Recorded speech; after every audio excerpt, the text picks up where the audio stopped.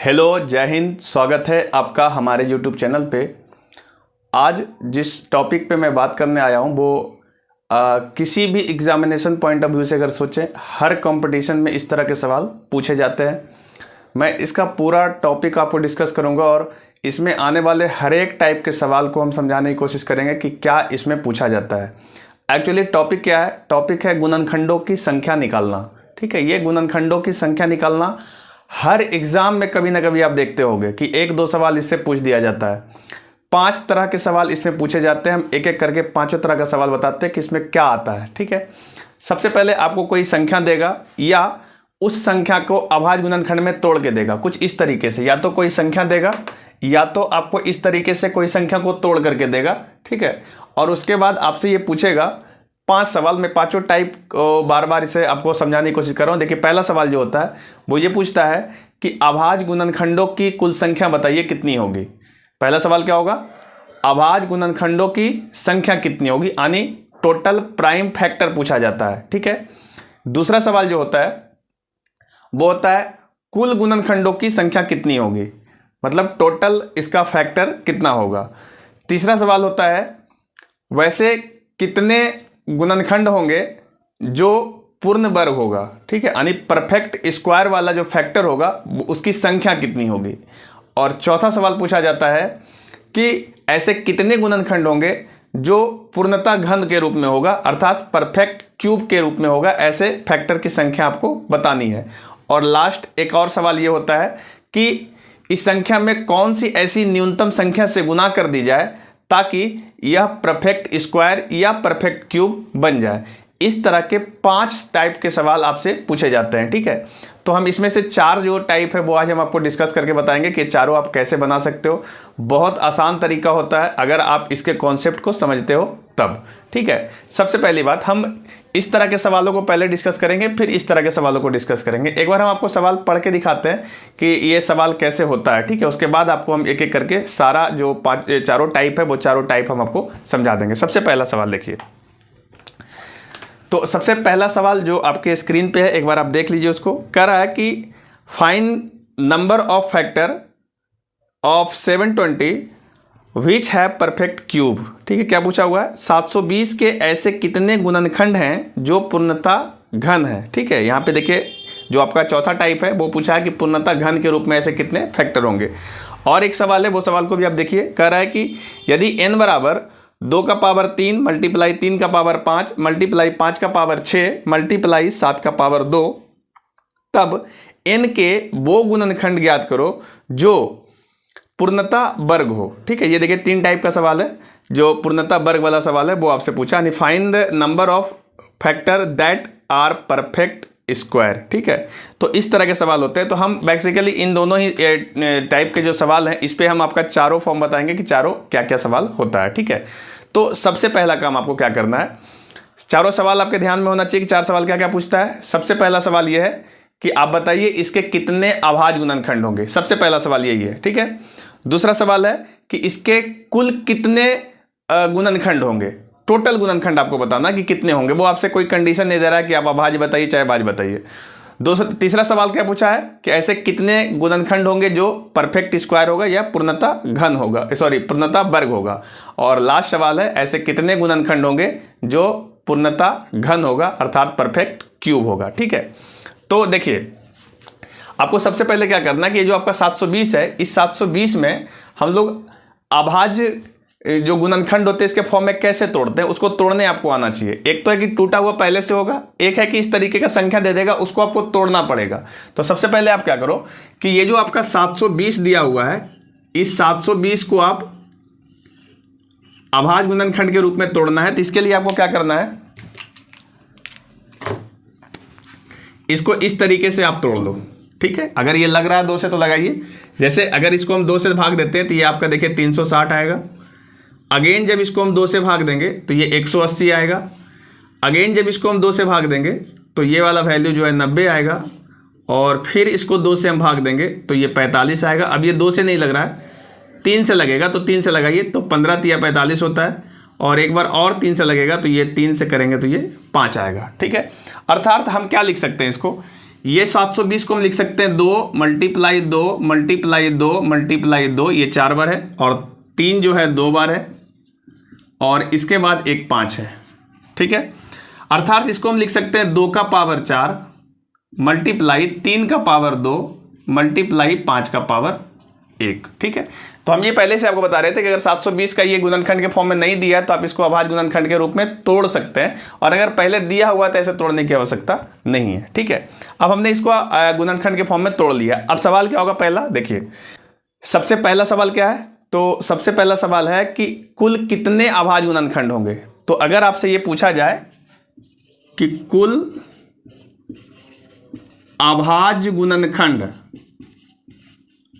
गुणनखंड कितने होंगे, क्या पूछा गया, कुल अभाज्य गुणनखंड कितने होंगे, तो आपको कुछ नहीं करना, बस इसका जो पावर आया वो पावर जोड़ दीजिए, यानी 4 प्लस दूसरा पावर है आपका 2 और प्लस 1, अर्थात 4 2 6 और 1 7। इसके 7 अभाज्य गुणनखंड होंगे। ये 7 आया कहाँ से बेसिकली, वो 7 देखिए यहाँ से आया है, 1 2 3 4 5 6 7, 7 इसके अभाज्य गुणनखंड होंगे। ठीक है, इसमें आपको एक नहीं जोड़ना है, क्योंकि एक जो होता है वो अभाज्य संख्या नहीं होती, अभाज्य संख्या 2 से स्टार्ट होती है। ठीक है, अभाज्य संख्या किसको कहते हैं, वैसी संख्या जो 1 से कटता है और स्वयं से कटता है, इसके अलावा किसी संख्या से नहीं कटता, उसे हम अभाज्य संख्या कहते हैं। इसे ही हम प्राइम संख्या भी कहते हैं, या इसी संख्या को हम लोग ऋण संख्या भी कहते हैं। ठीक है, तो ये आपका तो कुल अभाज्य संख्या कुल अभाज्य गुणनखंड कितने हो गए, तो वो आपका 7 होगा। तो इस तरीके से आपका एक आंसर दे सकते हो। ठीक है, सवाल नंबर 2, सवाल नंबर 2 क्या पूछेगा आपसे, कुल गुणनखंडों की संख्या बताइए, इसमें टोटल कितने गुणनखंड है वो आपको बताना है। तो एक बार इसको हम हटा देते हैं, क्या पूछेगा, कुल, अब इस बार अभाज्य नहीं पूछेगा, पूछेगा कुल गुणनखंड कितने हैं, कुल गुणनखंड। ठीक है, ये आपका सवाल नंबर 2 हो गया। क्या पूछेगा, कुल गुणनखंड कितना है। आप ये सारे चीज़ को अगर कॉपी पे नोट कर लेंगे तो आप एक ही बार आपको बस अध्ययन करना है, एक बार आपको समझ में आ गया तो ऐसे सारे सवाल आराम से सोल्व कर सकते हो। क्या पूछेगा, कुल गुणनखंड कितने होंगे। तो जब आपसे कुल गुणनखंड निकालने के लिए कहेगा तो जो भी इसका पावर दिया हुआ है, ठीक है, इस पावर को आप जैसे यहाँ 4 दिया हुआ तो इस 4 में 1 जोड़ लीजिए, फिर इसको गुना कीजिए, 2 में 1 जोड़ लीजिए, फिर इसको गुना कीजिए, 1 में 1 जोड़ लीजिए, मतलब आपको 1 बढ़ा देना है। तो ये वैल्यू आ जाएगा 5 मल्टीप्लाई 3 मल्टीप्लाई 2, तो 5 दूनी 10 और 5 तिया 15 और दूनी 30। इसके कुल 30 गुणनखंड होंगे। इसके कुल कितने गुणनखंड होंगे, तो इसके कुल 30 गुणनखंड होंगे। अब सवाल ये आता है कि ये कुल गुणनखंड का क्या मतलब है, 30 गुणनखंड का मतलब क्या है, कुल गुणनखंड कैसे निकालते हैं। आपको एक बार हम समझाने की कोशिश करते हैं कुल गुणनखंड का क्या इसका मतलब है। ठीक है, तो इसके लिए हम इसको थोड़ा हटा देते हैं और इसके बाद ये आपको बता रहे, देखिए जैसे ये आपका 720 है ना, तो कुल गुणनखंड का मतलब ये हुआ कि 720 जो है वो कौन कौन संख्या से कटती है। इस बात को निकालने के लिए आप इसको ऐसे भी निकाल सकते हैं, आपको हम काउंटिंग करके बताते हैं, करने की आवश्यकता नहीं है, कॉम्पिटिटिव एग्जाम ये सारी चीज़ें करने की आवश्यकता नहीं होती है, बट थ्योरेटिकली इस बात को आपको समझना होता है कि आखिर जो हम कैलकुलेट कर रहे हैं वास्तव में वो कर क्या रहे हैं, क्या निकल के आ रहा है वो चीज़ें। ठीक है, तो देखिए ये क्या बताना चाह रहा है, जैसे देखिए ये जो आपका 720 है, अगर 1 से हम गुना करेंगे तो 1 गुने 720 हो जाएगा, यानी 1 से भी कटेगा और 720 से भी 720 कट जाएगा। अगर 2 से काट रहे हैं तो हम 2 गुने 360 कर सकते हैं, 3 से काट रहे हैं तो 3 गुने, यहाँ देखिए ये देखो 3 दूनी 6 और ये 6 दूनी 12, यानी 260 आएगा। देखिए 260 को 3 से गुना करेंगे तो 720 आ जाएगा। ये सब गुना करके 720 आना चाहिए। उसी तरीके से 3 के बाद 4 होता है, तो देखिए 4 से कट रहा है, तो देखिए 4 का 1 4 हुआ, यहाँ 3 आया तो 8 चक 32, यानी 180 आएगा। अगर 5 से काटे तो ये 5 से भी कटेगा, देखिए 5 1 5, यहाँ पे 2 आया, 5 चक 20 और 5 चक 20 हो गया। 6 से भी ये संख्या कटेगा, चूंकि 2 और 3 से कट रहा है तो ये 6 से भी कटेगा, तो 6 से कितना आएगा, 6 1 6, 6 दूनी 12, यानी 120 होगा। 7 से ये संख्या नहीं कटेगा, 8 से संख्या कटेगा, चूंकि 4 और 2 से कट रहा है तो 8 से भी कटेगा। देखिए 8 से इसको हम लगाएंगे तो 8 मल्टीप्लाई, देखिए 9 8 72, यानी 90 करेंगे तो ये हो जाएगा। और फिर 8 के बाद 9 होता है, यानी 9 गुने 80 करेंगे तो 720 हो जाएगा। फिर हम यहाँ से 10 गुने 72 करेंगे तो आपका 720 हो जाएगा। इसी प्रकार से और भी बहुत सारी संख्याएं हैं, एक बार हम उसको भी लिख देते हैं ताकि आपको हम गिन के बता सकें। 11 से नहीं कटेगा, फिर ये 12 से कटेगा, चूंकि 12 छक 72 होता है। तो इस 12 गुने 60 करेंगे तो 720 हो जाता है। फिर 12 के बाद आपका ये देखिए 15 से कटता है, तो हम इसको लिख सकते हैं 15 मल्टीप्लाई 48, और 15 के बाद फिर ये 16 से कटेगा तो 16 गुने 45, फिर 18 से कटता है तो 18 गुने 40, और 20 गुने 36, और फिर 24 से कटता है तो 24 गुने 30। अब 24 के बाद 25 से नहीं कटता, 26 से नहीं कटता, 27 से नहीं कटता, 28 से नहीं कटता, 29 से नहीं कटता, 30 से कटता है। तो 30 तो ऑलरेडी इधर आ चुका है, तो जहाँ पे आपको रिपीटेशन मिल जाए वहीं पे आप रुक जाइए, इसके बाद कोई भी ऐसी संख्या नहीं मिलेगा जिससे ये कटता है। तो इस तरीके से हम यहाँ पे गौर से देखिए, सबको गुना करेंगे तो 720 हो जाएगा, अर्थात जो है ये सारा इसका 720 का फैक्टर है। अब अगर हम इसको काउंट करेंगे तो ये 30 ही आएगा। देखिए 1 2 3 4 5 6 7 8 9 10 11 12 13 14 15 16 17 18 19 20 21 22 23 24 25 26 27 28 29 और 30। टोटल 30 ऐसे फैक्टर हैं, यानी 30 ऐसे गुणनखंड हैं, अर्थात 720 को ये 30 संख्या काट सकती है। ठीक है, अब इस तरीके से करके तो हम टोटल फैक्टर नहीं बता सकते, क्योंकि कॉम्पिटेटिव एग्जाम में आपके पास समय की पाबंदी होती है। ये तो 720 छोटा था तो हम आपको समझाने के लिए इस तरीके से लिख दिए, लेकिन जब संख्या बड़ी होगी तो हम इसको इस तरीके से नहीं निकाल सकते, क्योंकि निकालने जाएंगे बहुत ज़्यादा समय खराब हो जाएगा। तो इसके लिए हम आपको एक मेथड बताएं कि आप क्या करिए कि जो 720 है इसको प्राइम संख्या के रूप में तोड़िए। प्राइम संख्या के रूप में जब तोड़े तो 2 का पावर 4, 3 का पावर 2 और 5 का पावर 1 आएगा। ठीक है, कुल गुणनखंड की संख्या पूछा है तो क्या बोल रहे हैं, पावर में 1 जोड़ दीजिए और लिख दीजिए। यहाँ देखिए पावर में 1 जोड़ दिए, पावर में 1 जोड़ दिए और सबको गुना कर दिए तो 30 आ गया। ये वही 30 संख्याएं बता रही है जो कुल गुणनखंड की संख्या देगा। उम्मीद है ये बात भी आपको समझ में आया होगा। अब 2 और इंपॉर्टेंट सवाल बच गया जो आपको बहुत कम ही जगह पे देखने को मिलता है, क्योंकि जब आप इसका अध्ययन करते हो तो इसका सॉल्यूशन सही से समझ में नहीं आता है। हम वो उस बात पे भी थोड़ा डिस्कस कर लेते हैं। देखिए इसको हम हटा दे रहे हैं। देखिए जो अगला सवाल है वो क्या होता है। नेक्स्ट सवाल है 3 नंबर वाला सवाल। देखिए क्या कहता है, पूर्ण वर्ग गुणनखंड। क्या पूछा हुआ है कि ऐसी कितनी संख्याएं हैं, यानी ऐसी कितनी गुणनखंड हैं जो पूर्णता वर्ग के रूप में, यानी पूर्ण वर्ग है। देखिए समझने वाली बात क्या है कि पूर्ण वर्ग होने के लिए कोई भी संख्या जो होती है, देखिए समझिए इसको, पूर्ण वर्ग होने के लिए कोई भी संख्या जो होती है a का पावर 2k के फॉर्म में होती है। ठीक है, k का वैल्यू आप 1 2 3 4 कुछ भी रख सकते हैं, 0 भी रख सकते हैं, क्योंकि एक जो होती है सबका फैक्टर है। एक ऐसी संख्याएं हैं जो हर संख्या का फैक्टर है। ठीक है, हर संख्या में वो आ ही जाना है। यही कारण था कि हम लोग 4 में 1 जोड़े थे। ठीक है, हम उसको भी थोड़ा सा डिस्क्राइब करेंगे उसको समझने के लिए। पहले हम समझ लेते हैं बनाना कैसे है। ठीक है, तो ये जो है 2 का गुणज में होता है पावर, याद रखिए हमेशा 2 के गुणज में रहना चाहिए पूर्णता वर्ग के लिए। ठीक है, और अगर पूर्णता घन की बात करेगा, जहां पे वर्ग है वहां पे 2k के फॉर्म में होता है। और अगर पूर्णता घन की बात करें, ठीक है, क्या बोलेगा कि पूर्ण घन के रूप में रहे तो ये जो वैल्यू है a के पावर में 3k के फॉर्म में होता है। हमेशा याद रखिएगा, मतलब जो इसका पावर है वो 3 गुना होना चाहिए, हर हालत में होना चाहिए। ठीक है, तो ये वर्ग के लिए 2k होता है और घन के लिए 3k होता है। ठीक है, तो इसी पे ये सवाल सोल्व हो जाएगा। देखिए आपको क्या करना है कि जब पूछेगा कि पूर्णता वर्ग के रूप में कितनी ऐसे गुणनखंड होंगे, तो आपको क्या करना है कि सबसे पहले जो पावर दिया हुआ है इस पावर को आपको 2 से भाग देना है। ठीक है, कितना से भाग देना है, 2 से, क्योंकि पूर्ण वर्ग पूछा है, वर्ग का मतलब स्क्वायर करना होता है। ठीक है, तो 2 का गुणज होता है ये, तो 4 को हम 2 से भागा दे देंगे। ठीक है, तो 4 को 2 से भागा देंगे तो वैल्यू कितना आएगा, 2। 4 को 2 से भागा देंगे तो 2, और इसमें आपको 1 जोड़ लेना है। ठीक है, 1 क्या करना है, जोड़ना है। हम वीडियो के लास्ट में बताएंगे कि आखिर ये सब काम करते क्यों है। ये शॉर्टकट तरीका तो है, पर आखिर क्यों करना होता है वो भी हम थोड़ा सा आपको डिटेल से बताएंगे।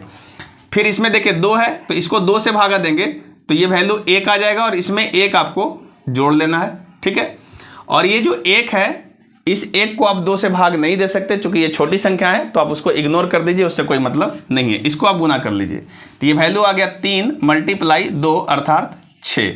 मतलब कि ये कि 720 में 6 ऐसी संख्याएं हैं जो इसका गुणनखंड भी है और पूर्ण वर्ग के रूप में भी है। हम आपको चाहें तो काउंट करके दिखा सकते हैं। देखिए ये 6 ही हो गए। यहाँ पे देखिए पूर्ण वर्ग के रूप में इसमें कौन है, तो सबसे पहले 1 तो होना ही है, क्योंकि 1 का स्क्वायर 1 ही होता है। ये देखिए 4 होना है, क्योंकि 4 जो है 2 का स्क्वायर है। इसके बाद ये 9 होना है, चूंकि ये 3 का स्क्वायर है। ये देखिए 144 जो है 12 का स्क्वायर है, और यहाँ पे परफेक्ट स्क्वायर में देखिए कौन है,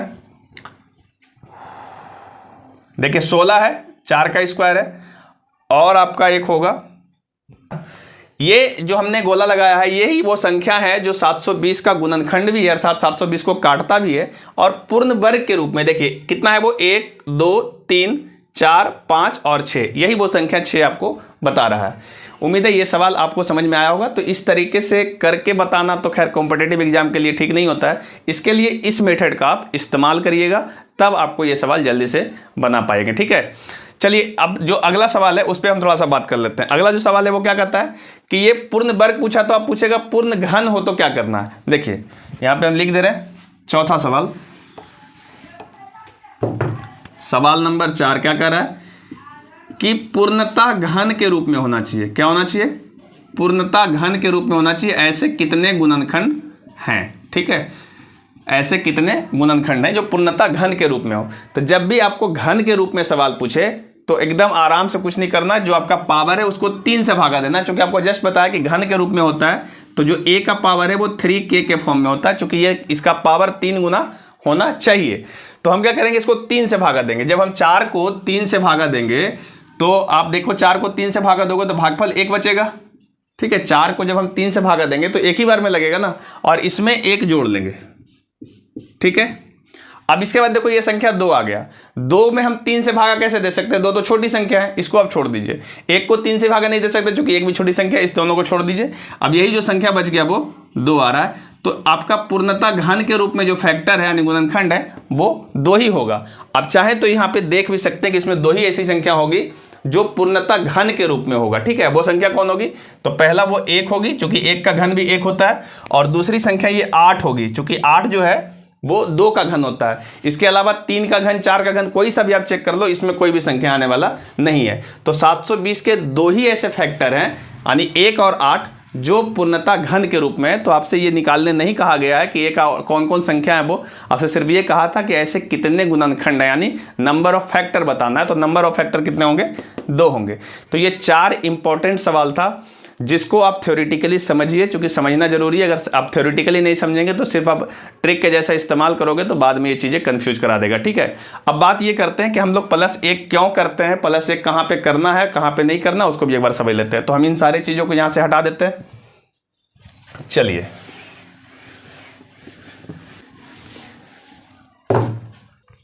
तो हम अभी भी वही सवाल ले रहे हैं 720 को, यहीं से हम समझते हैं कि ये कैसे किया गया था। ठीक है, हम कोई एक सवाल आपको बता देते हैं ताकि आप इसको समझ सको। तो जो एक्चुअल में सवाल पूछा गया था उसी सवाल को हम डिस्कस कर लेते हैं। सवाल क्या था कि 720 के ऐसे कितने गुणनखंड हैं जो पूर्णता घन के रूप में, हम इसी पे बात कर लेते हैं। पूर्णता घन के लिए हमको क्या करना होता है? तो देखिए ये वाला जो वैल्यू था ये मिट गया है, 2 का पावर 4 था। ठीक है, हम लोग क्या करेंगे कि 2 का पावर 4 है, अभी जस्ट बताया कि जो इसका जो ये आपका पावर है वो पूर्णता घन के लिए आपको a का पावर 3k होना चाहिए। ठीक है, तो हम लोग k का वैल्यू बारी बारी से पुट करते जाएंगे। तो 2 के लिए देखो क्या होगा, 2 का पावर 0। अब इसका 3 गुना करना है, तो देखो 2 का पावर 3 हो सकता है, चूंकि 4 से ये छोटा है। अब 2 का पावर 4 नहीं ले सकते, अब 2 के पावर 3 के बाद ये 2 का पावर सीधा क्या आ जाना है, 6 आ जाना है, क्योंकि यहाँ पे k का वैल्यू जब पुट करेंगे 2 तो ये 6 आ जाएगा।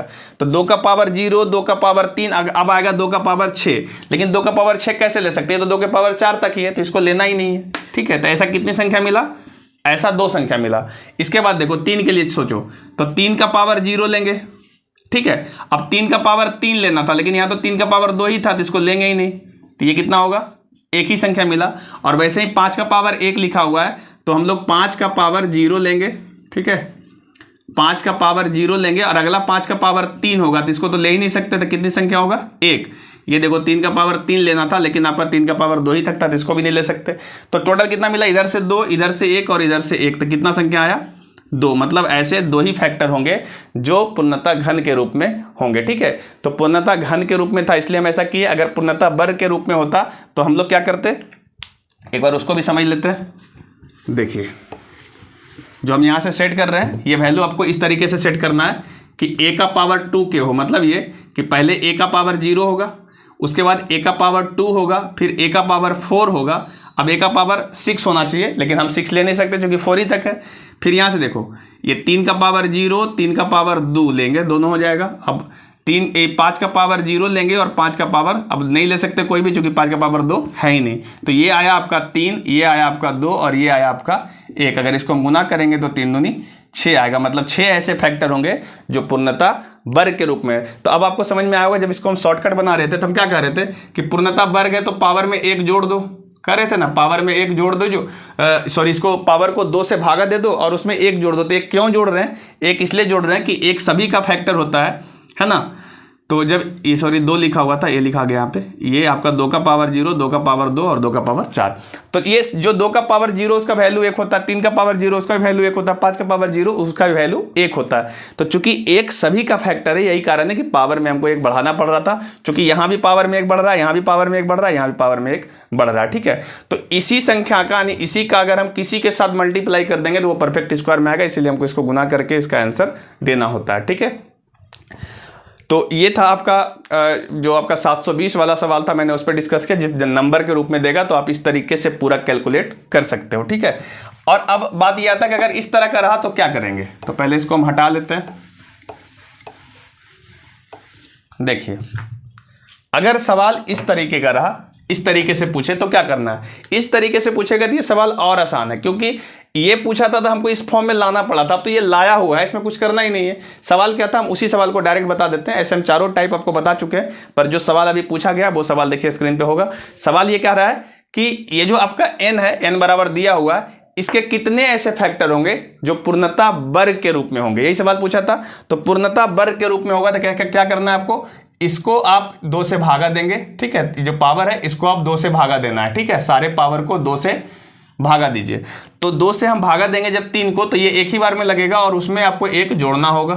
ठीक है, 1 क्यों जोड़ रहे हैं, क्योंकि इसमें 2 का पावर 0 भी ऐड होना है। ठीक है, फिर मल्टीप्लाई, अगर हम 5 को 2 से भागा देंगे तो ये 2 बार में लगेगा, क्योंकि 2 दूनी 4, तो 2 बार में लगेगा और उसमें हम 1 जोड़ देंगे।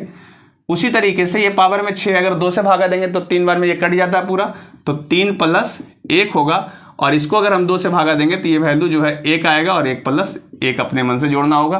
तो फाइनली आ गया 2 × 3 × 4 × ये 2। तो हम इसको गुना कर लेते हैं। देखिए क्या आ रहा है, 3 दूनी 6, इधर से 6 आया और इधर से 4 दूनी 8, यानी 8 × 6 = 48।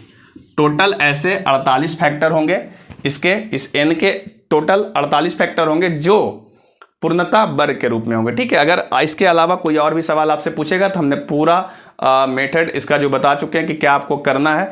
तो एक बार आप बारी बारी से इसको आप रिवाइज कर लीजिए। क्या करना है, सबसे पहला सवाल, अगर आपसे अभाज्य गुणनखंड पूछा तो सीधा पावर को जोड़ देना है। ठीक है, क्या करना है, ऐसे वाले सवाल का सीधा पावर जोड़ दीजिए, टोटल अभाज्य गुणनखंड निकल जाएगा। दूसरा सवाल, अगर आपसे पूछे कुल गुणनखंड कितना होगा तो पावर में 1 जोड़ दीजिए और सबको मल्टीप्लाई कर दीजिए, आपका आंसर आ जाएगा। सब में पावर में 1 जोड़ देना है और उसको मल्टीप्लाई कर देना है, कुल गुणनखंडों की संख्या निकल जाएगा। तीसरा सवाल ये होगा कि पूर्णता वर्ग के रूप में होगा, उसके लिए क्या करना है, तो सभी जो दिया हुआ फैक्टर है उसमें पावर जो दिया हुआ है, घात जो है, उसको 2 से भागा दीजिए, जो भी भागफल आता है उसमें 1 जोड़ दीजिए और सबको आपस में मल्टीप्लाई कर दीजिए। तो पूर्णता वर्ग वाला सवाल भी आपका सॉल्व हो जाएगा। और पूर्णता घन पूछेगा तो जो भी पावर है उसका जो उसको 3 से आप भाग दीजिए और जो भागफल आता है उसमें 1 जोड़ दीजिए और उसके बाद मल्टीप्लाई कर दीजिए।